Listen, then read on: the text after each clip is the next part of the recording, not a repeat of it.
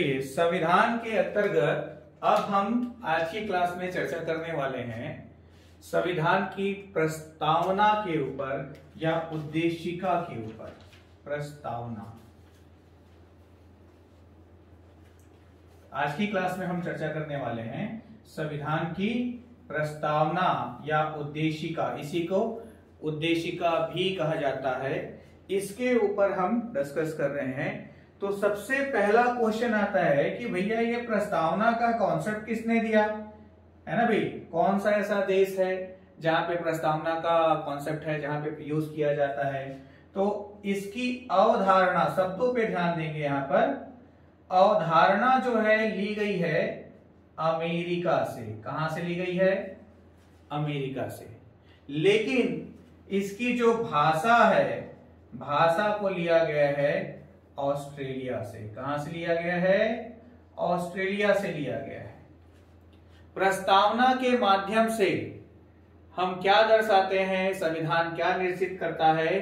तो ये प्रस्तावना जो है भारतीयों का जीवन दर्शन है, यह राष्ट्र के जीवन दर्शन को अभिव्यक्त करता है। क्या करता है? राष्ट्र के जीवन दर्शन को अभिव्यक्त करता है। कौन? प्रस्तावना, है ना भाई। तो मैं रिपीट कर रहा हूं, प्रस्तावना की अवधारणा अमेरिका से ली गई और इसकी भाषा जो है ऑस्ट्रेलिया से ली गई। तो ये दो क्वेश्चन तो यही हो गए। यह राष्ट्र के जीवन दर्शन को स्पष्ट करता है, अभिव्यक्त करता है। और प्रस्तावना को अंतिम रूप से स्वीकार कब किया गया था? तो ये डेट ध्यान दीजिएगा, 17 अक्टूबर 1948। कब? 17 अक्टूबर 1948। तो पूछा जाए कि संविधान सभा द्वारा प्रस्तावना को अंतिम रूप से कब स्वीकार किया गया? तो 17 अक्टूबर 1948 को स्वीकार किया गया। ठीक है। अमेरिका, ऑस्ट्रेलिया और एक्सेप्ट करने का डेट। अब मैं आपसे डिस्कस करने जा रहा हूं प्रस्तावना जो एक्चुअल में क्या लिखा हुआ है। तो ध्यान दीजिएगा, ये जो आपके सामने बोर्ड में जो मैंने लिख के रखा है, ये आपको बिल्कुल ऐसे का ऐसा ही सेम सीक्वेंस में पूरा रटना है। एकदम रटा हुआ होना चाहिए। 2 बार 3 बार लिख के देखिएगा। मतलब कि इसके बाद ये शब्द लिखा है तो इसके बाद ये शब्द भी आपको, मतलब शब्द सह शब्द आपको ये रटा हुआ होना चाहिए, इसमें कोई डाउट ना हो। क्वेश्चंस कई प्रकार से बनते हैं, पूछे गए हैं। Previous year question paper, question bank में देखिएगा बहुत क्वेश्चन आपको मिलेंगे। तो चलिए सबसे पहले इसको कैसे प्रिपेयर करना है ये देखते हैं। तो प्रिपेयर करने के लिए हम भारत के लोग, है ना भाई। तो भारत के संविधान की शक्ति जो है किसमें निहित है? भारत की जनता में निहित है। किसमें निहित है? भारत की जनता में निहित है। इसीलिए हम कहते हैं यहां पर हम भारत के लोग। हम भारत के लोग भारत को एक संपूर्ण प्रभुत्व संपन्न हम भारत के लोग भारत को एक संपूर्ण प्रभुत्व संपन्न। ध्यान दीजिएगा, सवाल ये पैदा होता है कि संपूर्ण प्रभुत्व संपन्न का मतलब क्या है? तो भाई सिंपल सी बात है, आप में से सभी या हम में से भी सभी पूर्ण रूप से संपूर्ण प्रभुत्व संपन्न कोई भी नहीं है। मतलब कि मान लो कहीं घूमने जाना है तो मम्मी से पूछना पड़ रहा है, मतलब आप संपूर्ण प्रभुत्व संपन्न वाली स्थिति में नहीं है। लेकिन हमारा जो देश है वो प्रस्तावना के दर्शन के मुताबिक एक संपूर्ण प्रभुत्व संपन्न होगा। संविधान के दर्शन के अनुसार हमारा भारत एक संपूर्ण प्रभुत्व संपन्न राष्ट्र होगा। मतलब ये है कि भारत जो है अपने से जुड़े हुए सभी प्रकार के आंतरिक और बाह्य निर्णय लेने में स्वयं सक्षम हो, है ना भाई। और वह स्वयं के द्वारा शासित हो, किसी और के द्वारा शासित ना हो। तो संपूर्ण प्रभुत्व संपन्न का मतलब ये होता है। तो हम भारत के लोग भारत को एक संपूर्ण प्रभुत्व संपन्न। अब देखो यहां पर यह भी क्वेश्चन आया हुआ है कि प्रस्तावना में भारत शब्द का प्रयोग कितने बार हुआ है? तो ये 1 बार हुआ और ये 2 बार हुआ। 2 ही आंसर था। ऐसे भी क्वेश्चन आए हुए हैं। आगे बात समझ में। तो हम भारत के लोग भारत को एक संपूर्ण प्रभुत्व संपन्न समाजवादी मतलब ऐसा समाज जिसमें आर्थिक, राजनीतिक या सामाजिक रूप से किसी भी प्रकार से शोषण न किया जा सके, शोषण न हो किसी का। तो समाजवादी, पंथ निरपेक्ष, है ना भाई, तो पहले क्या था, यहाँ पर शब्द था धर्मनिरपेक्ष। तो 42वें संविधान संशोधन 1976 में प्रधानमंत्री इंदिरा गांधी के काल में जो संशोधन हुआ, तो उसमें प्रस्तावना में 3 शब्द जोड़े गए, समाजवादी, पंथ निरपेक्ष और अखंडता। तो धर्मनिरपेक्ष शब्द को हटा करके उसको पंथ निरपेक्ष किया गया। ध्यान रखिएगा, पूछा जाए कि संविधान में प्रस्तावना में आज तक कितने बार संशोधन हुआ, एक ही बार संशोधन हुआ है, 42वां संविधान संशोधन। ये 3 शब्द जोड़े गए, धर्मनिरपेक्ष को हटाया गया। तो हमारा जो संविधान है वो पंथ निरपेक्ष, मतलब कि किसी एक धर्म, कोई भी जो धर्म होता है तो उस धर्म के कई पंथ होते हैं, छोटे छोटे, है ना। तो सिर्फ धर्म ही नहीं, उस धर्म के पंथ के सभी लोगों के लिए है ना। तो समाजवादी, पंथ निरपेक्ष, लोकतंत्रात्मक, समाजवादी, पंथ निरपेक्ष, लोकतंत्रात्मक, है ना भाई। तो मतलब कि जहां की सरकार को वहां की जनता स्वयं चुने, जहां पर लोकतंत्र हो। तो हम भारत के लोग भारत को एक संपूर्ण प्रभुत्व संपन्न समाजवादी, पंथ निरपेक्ष, लोकतंत्रात्मक गणराज्य बनाने के लिए, अब ये भी एग्जाम में आ चुका है कि समाजवादी, पंथ निरपेक्ष, लोकतंत्रात्मक गणराज्य, 4 ABCD ऑप्शन दिए क्या, उद्देश्य प्रस्ताव में या प्रस्तावना में उपयुक्त आधार पर क्रम से जमाइए।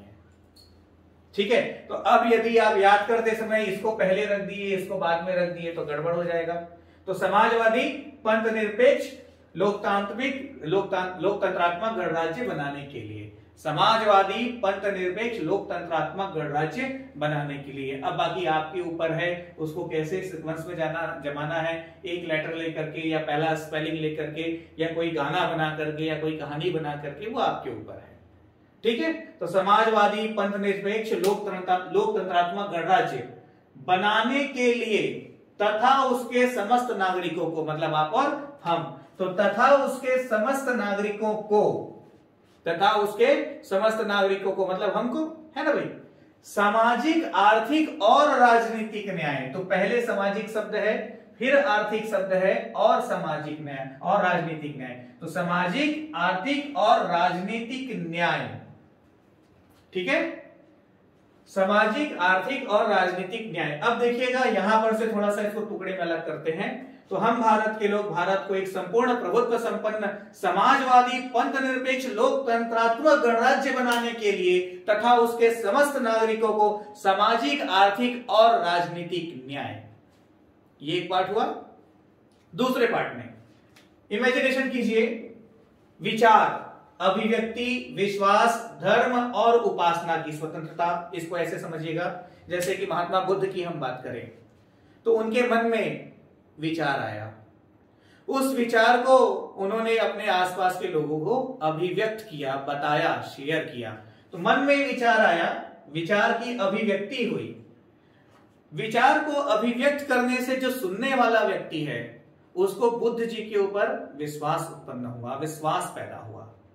तो विचार की अभिव्यक्ति होने से विश्वास उत्पन्न हुआ और यही विश्वास आगे जाकर के बौद्ध धर्म बन गया और इस धर्म की लोगों ने उपासना की। और उपासना कैसे की? स्वतंत्र होकर उपासना की, बाध्य होकर नहीं। तो विचार, अभिव्यक्ति, विश्वास और धर्म की उपासना और धर्म और उपासना की स्वतंत्रता। 5 शब्द हैं, विचार, अभिव्यक्ति, विश्वास, धर्म और उपासना की स्वतंत्रता। ये अगला लाइन हुआ, हो जाता है मेमोराइज।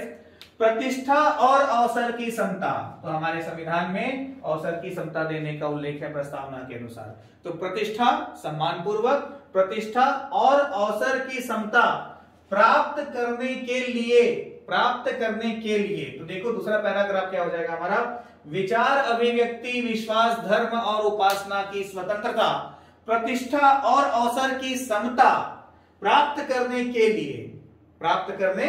लिए, ठीक है। अब देखो, तथा उन सब में व्यक्ति की गरिमा और राष्ट्र की एकता। 2 महत्वपूर्ण शब्द हो गए, व्यक्ति की गरिमा और राष्ट्र की एकता और अखंडता। तीसरे पार्ट में इसको पकड़ लीजिए, तथा उन सब में व्यक्ति की गरिमा और राष्ट्र की एकता और अखंडता सुनिश्चित करने वाला, बंधुता बढ़ाने के लिए दृढ़ संकल्प होकर, सुनिश्चित करने वाला, बंधुत्व बढ़ाने के लिए, बंधुता बढ़ाने के लिए दृढ़ संकल्प होकर अपनी इस संविधान सभा में आज तारीख 26 नवंबर 1949 को एतत् द्वारा इस संविधान को अंगीकृत, अधिनियमित, आत्मार्पित करते हैं। ये आपका पूर्ण प्रस्तावना हुआ। तो जिस तरह से मैंने आपको समझाया है उसी तरह से इसको याद करने का प्रयास करना है। याद कीजिए, 2 बार 3 बार लिख के देखिए, हो जाएगा आराम से, असंभव नहीं है। अब इसमें देखिएगा, प्रश्न मुख्य परीक्षा में आया हुआ है कि भारतीय संविधान के दार्शनिक आधार से आप क्या समझते हैं। दार्शनिक आधार, इसी दार्शनिक आधार को मूल तत्व के नाम से भी जानते हैं। किसके नाम से भी जानते हैं? मूल तत्व। भारतीय संविधान का मूल तत्व क्या है पूछा जाए तो संविधान का दार्शनिक आधार बोलिए या मूल तत्व बोलिए, क्या है? तो दार्शनिक आधार है 4। नोट्स मैंने दिया है, पढ़िएगा, बहुत क्रिस्टल क्लियर है उसमें चीजें। तो आपके दार्शनिक आधार में पहला है संविधान की शक्ति का स्रोत। तो संविधान की शक्ति का स्रोत क्या है? भारत की जनता। संविधान की शक्ति का स्रोत क्या है? भारत की जनता। फिर भारत की प्रकृति, यह देश किस प्रकृति का है? तो ये किस प्रकृति का है? संपूर्ण प्रभुत्व संपन्न समाजवादी पंथ निरपेक्ष लोकतंत्रात्मक गणराज्य, इस प्रकृति का है। ये भी हो गया दार्शनिक आधार दूसरा। तीसरा है उद्देश्य। तो उद्देश्य क्या है? न्याय, स्वतंत्रता, समता एवं बंधुत्व बढ़ाने वाला। उद्देश्य क्या है? न्याय, स्वतंत्रता, समता एवं बंधुत्व। देख लीजिएगा, उद्देश्य क्या है? न्याय, उसके बाद स्वतंत्रता, समता, उसके बाद एवं बंधुत्व। ये भी पूछा गया है कि न्याय, स्वतंत्रता, समता एवं बंधुत्व को प्रस्तावना में उपयोग होने के आधार पर क्रम से जमाइए, ध्यान रखिएगा। ठीक है, ये उद्देश्य हो गया। और अंगीकृत होने की तिथि, तो अंगीकृत होने की तिथि 26 नवंबर 1949। तो ये क्या है? तो ये संविधान का दार्शनिक आधार या मूल तत्व है ना भाई। मुख्य परीक्षा और प्रारंभिक परीक्षा या वनडे एग्जामिनेशन के पॉइंट ऑफ व्यू से, हर दृष्टिकोण से ये चीजें आपको मालूम होनी चाहिए जो मैं आपसे शेयर कर रहा हूं। आगे बढ़िए। अब यहां पर मैंने पहले भी बताया था, संविधान की आत्मा है ना भाई। तो राज्य की आत्मा के मुंशी जी ने कहा था, संविधान की आत्मा कहा है पंडित जवाहरलाल नेहरू और ठाकुरदास भार्गव जी ने।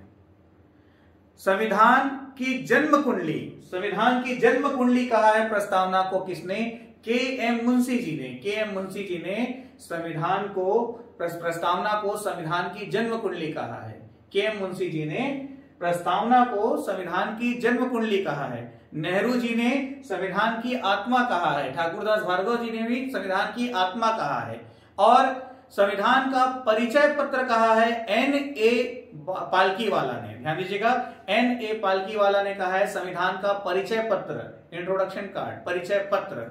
और संविधान की कुंजी कहा है सर अर्नेस्ट बारकर ने। तो वनडे एग्जामिनेशंस वगैरह में, इवन सेट नेट के भी एग्जामिनेशंस में इन चीजों को, इन स्टेटमेंट्स को नाम के साथ पूछा जा चुका है। भारत के स्वतंत्र होने के पहले जो कुछ क्रांतियां हुई अलग अलग देशों में, उसका प्रभाव संविधान की प्रस्तावना में पड़ा है। जैसे कि फ्रांसीसी क्रांति, अमेरिकी क्रांति, रूसी क्रांति। कैसे पड़ा? तो हमारे संविधान की प्रस्तावना में जो शब्द का प्रयोग हुआ है, जो उद्देशिका है, जो उद्देश्य है क्या? स्वतंत्रता, समानता और बंधुता।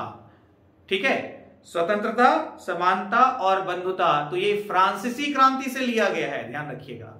जबकि अमेरिकी क्रांति से राजनीतिक और व्यक्तिगत स्वतंत्रता को लिया गया है। राजनीतिक और व्यक्तिगत स्वतंत्रता को अमेरिकी क्रांति से लिया गया है और रूसी क्रांति से लिया गया है आर्थिक समानता को। इस तरह से सभी सकारात्मक पहलुओं को लेते हुए भारत के संविधान की प्रस्तावना का निर्माण संविधान सभा ने किया, जो कि पारित हुआ था 17 अक्टूबर 1948 को। ठीक है, ये हुई प्रस्तावना। अब देखिए प्रस्तावना के संबंध में न्यायिक दृष्टिकोण। तो न्यायिक दृष्टिकोण की जब हम बात करते हैं तो इसमें 2 वाद है, नोट्स में थोड़ा रीड कीजिएगा। एक है आपका बेरूवारी यूनियनवाद, है ना, बेरूवारी यूनियनवाद है, ये 1960 का है। तो इसमें सुप्रीम कोर्ट ने सर्वोच्च न्यायालय ने डिसीजन दिया कि प्रस्तावना जो है संविधान का अभिन्न अंग नहीं है, संविधान का भाग नहीं है। ये संविधान सभा के व्यक्तियों के विचारों को जानने का माध्यम है, कुंजी है। बेरूवादीवाद ने ऐसा कहा। होता क्या है, संविधान में जो भी चीजें लिखी गई है उसको आधार मानते हुए यदि उस कैटेगरी में है तो हम न्यायालय की शरण ले सकते हैं।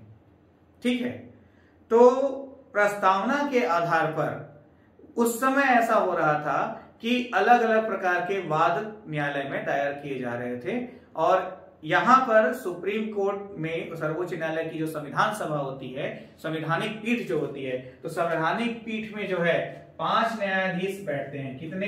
5। तो संवैधानिक पीठ बना करके संविधान से संबंधित मामले की सुनवाई करनी पड़ती है। अब यदि मामला बेतुका हुआ या फिर विवादित हुआ तो समय अच्छा खासा लगता है इसमें। तो बेरुवादीवाद में सुप्रीम कोर्ट ने कहा कि संविधान प्रस्तावना जो है संविधान का अभिन्न अंग नहीं है ना भाई। फिर इसके बाद केशवानंद भारती बनाम केरल राज्य 1973 का केशवानंद भारती बनाम केरल राज्य। इसकी विशेषता यह है कि आज तक सबसे बड़ी संवैधानिक पीठ इसी केस में बैठी है। कौन सा? केशवानंद भारती बनाम केरल राज्य। इसमें 12 अन्य न्यायाधीश और एक मुख्य न्यायाधीश, कुल मिलाकर के 13 न्यायाधीशों की संवैधानिक पीठ बैठी थी इस मामले की सुनवाई करने के लिए। और करोड़पति का जो पिछला सीजन था, कौन बनेगा करोड़पति, उसमें इस प्रश्न को पूछा गया था 1 करोड़ रुपए के लिए। ठीक है, कि इनमें से किस मामले में संविधान की सबसे बड़ी पीठ बैठी थी, जिसमें 13 न्यायाधीश थे। तो केशवानंद भारती बनाम केरल राज्य में यह मामला किससे संबंधित है? तो यह मामला भारतीय संविधान की प्रस्तावना से संबंधित है। तो इस मामले में माननीय सुप्रीम न्यायालय ने निर्णय दिया, ठीक है, कि क्या बोलना चाहिए, संविधान जो है, ये संविधान का जो प्रस्तावना है, तो प्रस्तावना जो है संविधान का एक भाग है और इसमें संशोधन किया जा सकता है। संशोधन का अधिकार संसद के पास होगा, परंतु इसके मूल ढांचे में संशोधन नहीं किया जा सकता। तो केशवानंद भारती बनाम केरल राज्य की स्पष्ट, इस मामले में जो स्पष्ट दृष्टिकोण सुप्रीम न्यायालय का मिला, वो क्या मिला? मूल ढांचे का मिला। किसका मिला? मूल ढांचे का मिला। आ रही बात समझ में? तो यहां पर सुप्रीम कोर्ट ने स्पष्ट किया कि मूल ढांचा, संविधान का जो मूल ढांचा है, उसमें संसद को संशोधन करने का अधिकार नहीं है। मूल ढांचा जो है जैसे का तैसा बना रहेगा। ठीक है, तो मूल ढांचे को अनुच्छेद 368 के अंतर्गत संशोधित नहीं किया जा सकता। ये सारी चीजें हैं। इन सारे तथ्यों से जुड़े हुए कितने सारे क्वेश्चन आपको क्वेश्चन बैंक में मिलेंगे। क्वेश्चन बैंक से क्वेश्चन सॉल्व कीजिए, ऑटोमेटिक आपका कॉन्फिडेंस बढ़ता जाएगा। कंटेंट वगैरह आपको डिलीवर हो चुके हैं और आप मैं पूरी उम्मीद करता हूं कि आप बहुत अच्छे से सब्जेक्ट को एंजॉय करते हुए पढ़ेंगे। अगली क्लास में हम डिस्कस करने वाले हैं, नोट्स में आप लोग देखिएगा, संविधान का किस भाग किस देश से लिया गया। तो इसमें मैं आपको क्लियरली बताऊं, सीधा सीधा रटने वाला सिस्टम है, इसमें कुछ भी समझाने जैसा नहीं है। तो इसको मैं वीडियो में नहीं पढ़ाने वाला हूं। तो नोट्स की सहायता से आप लोग क्या करेंगे, किस भाग, मतलब कौन सी चीज किस देश से ली गई है, उसको आप प्रिपेयर करेंगे और इससे आए हुए जो क्वेश्चंस हैं सिर्फ वही सॉल्व कर लीजिए, उतना सफिशिएंट होता है परीक्षा के दृष्टिकोण से। तो अगली क्लास में हम विस्तार से चर्चा करेंगे संविधान की विशेषताओं के ऊपर, और वो क्लास भी बहुत अच्छी रहेगी, आपको बहुत मजा आएगा। Wish you all the best. Thank you very much.